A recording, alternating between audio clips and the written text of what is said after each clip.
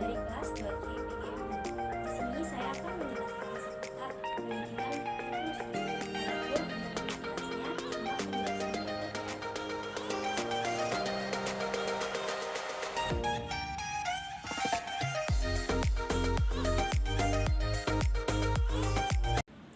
Untuk materi pertama, saya akan menjelaskan mengenai apa pentingnya pendidikan bagi setiap anak.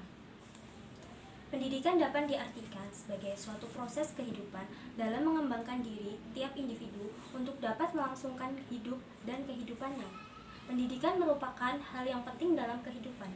Hal ini sesuai dengan Undang-Undang Dasar 1945 Pasal 31 Ayat 1 yang berbunyi, setiap warga negara berhak mendapatkan pendidikan. Negara saja menjamin pendidikan bagi setiap warga negaranya. Apalagi kita sebagai masyarakat seharusnya turut mendukung kebijakan pemerintah mengenai hak setiap anak mendapatkan pendidikan. Namun, masih banyak terjadi permasalahan dalam dunia pendidikan. Salah satunya kesenjangan dalam dunia pendidikan. Adapun untuk pentingnya pendidikan sendiri akan dijelaskan sebagai berikut. Pendidikan itu penting karena 1.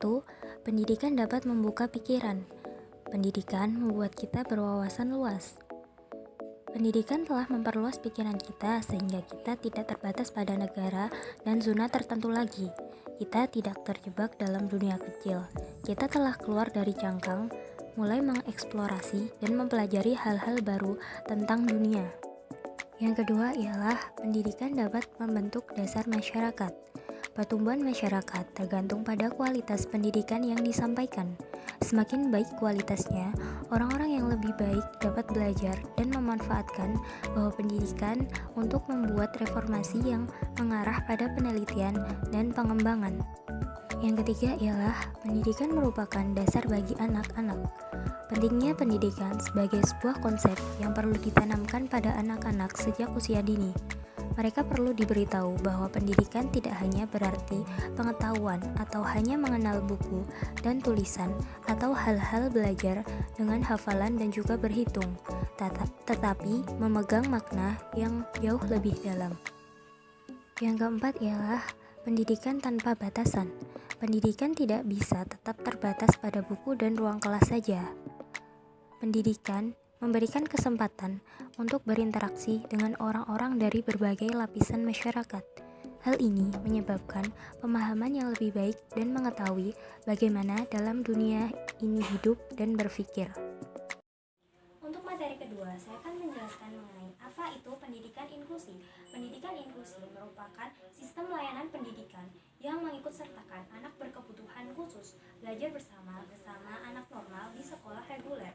Penyelenggaraan pendidikan inklusi menuntut pihak sekolah untuk melakukan penyesuaian baik dari segi kurikulum, sarana prasarana pendidikan, maupun sistem pembelajaran yang disesuaikan dengan kebutuhan individu peserta didik. Adapun mengenai hal-hal yang akan dijelaskan dalam video ini mengenai tujuan pendidikan inklusi itu sendiri, karakteristik pendidikan inklusi, kurikulum pendidikan inklusi, serta asesmen pendidikan inklusi. Untuk lebih jelasnya, simak penjelasan berikut. Tujuan pendidikan inklusi meliputi 1. Tujuan yang ingin dicapai oleh anak, antara lain 1. Berkembangnya kepercayaan diri anak, merasa bangga pada diri sendiri atas prestasi yang diperolehnya. Yang kedua, anak dapat belajar secara mandiri dengan mencoba memahami dan menerapkan pelajaran yang diperolehnya di sekolah ke dalam kehidupan sehari-hari. Adapun yang ketiga, anak mampu berinteraksi secara aktif bersama teman, guru, sekolah, dan masyarakat.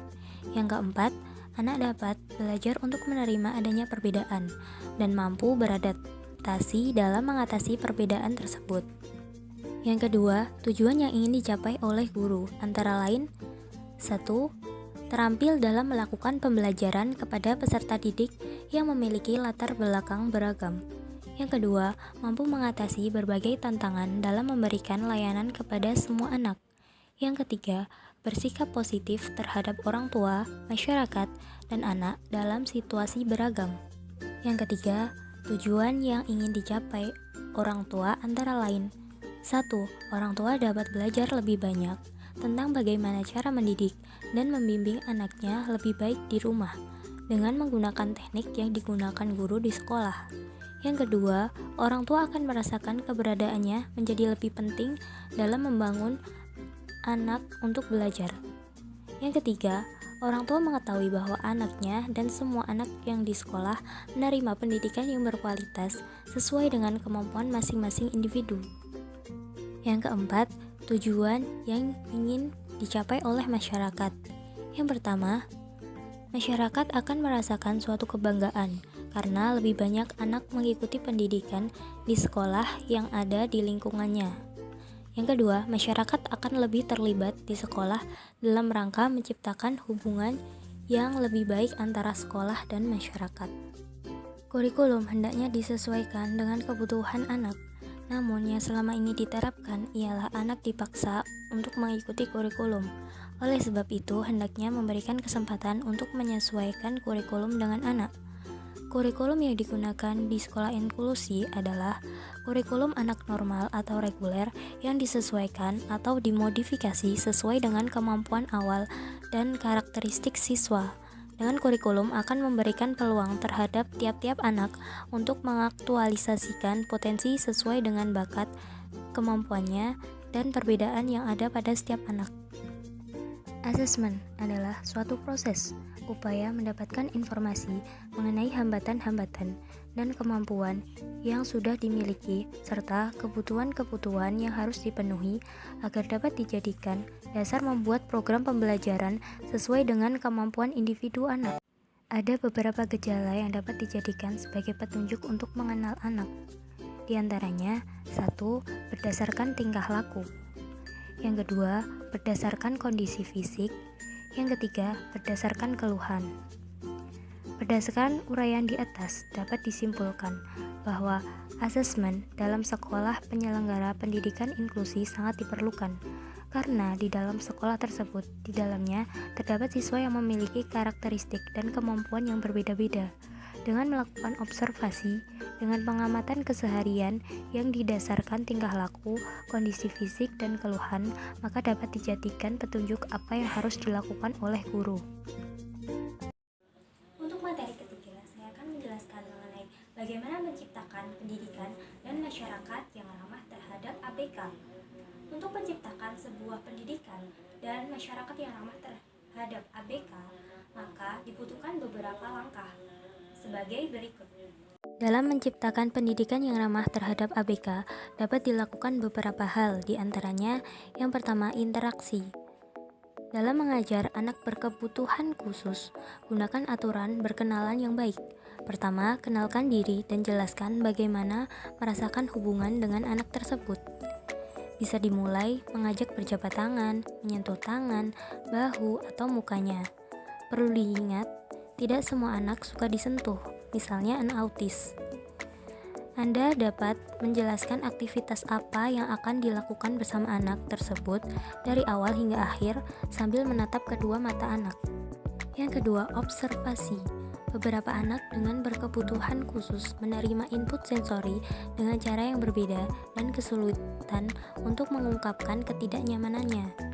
Ingat bahwa semua perilaku adalah komunikasi. Selalu lihat sesuatu yang berbeda dan berpikir jika anak tersebut sedang mencoba berkomunikasi dengan Anda. Jika Anda tidak yakin, Anda bisa bertanya kepada orang tuanya atau orang tua lainnya. Yang ketiga, lingkungan belajar yang aman. Perilaku anak berkebutuhan khusus kadang tidak terduga. Oleh karena itu, penting untuk mendahulukan keselamatan dan mengatur lingkungan agar nyaman secara fisik dan emosional. Yang keempat, lebih fleksibel. Mengajar anak berkebutuhan khusus harus menggunakan metode yang beragam untuk membuat anak mengerti dan menguasai kemampuan baru. Yang kelima, harus konsisten. Jika terdapat peraturan di sebuah kelompok, maka aturan tersebut harus diaplikasikan secara konsisten kepada semua orang.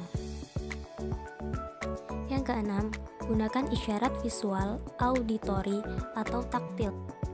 Memiliki isyarat yang tepat pada sebuah lingkungan dapat berdampak positif pada anak berkebutuhan khusus.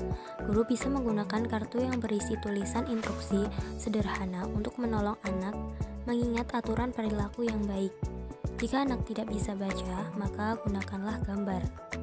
Sedangkan isyarat taktil bisa dilakukan dengan menyentuh bahu dengan lembut atau menawarkan selimut dan kain lembut lainnya. Adalah cara yang mudah untuk menarik perhatian seseorang. Yang ketujuh, menjadi pengajar yang positif. Perilaku positif adalah kualitas yang paling penting yang harus dimiliki oleh orang-orang yang mengajar anak berkebutuhan khusus. Untuk menciptakan masyarakat yang ramah terhadap ABK, diperlukan hal-hal berikut. Yang pertama, masyarakat memahami apa itu ABK. Yang kedua, masyarakat tidak menggunakan istilah-istilah yang menyinggung atau bahkan merendahkan. Yang ketiga, masyarakat menyediakan sarana dan prasarana yang dapat diakses bagi ABK. Yang keempat, ABK diberdayakan melalui rehabilitasi seperti kesehatan, pendidikan, mata pencaharian, dan sosial.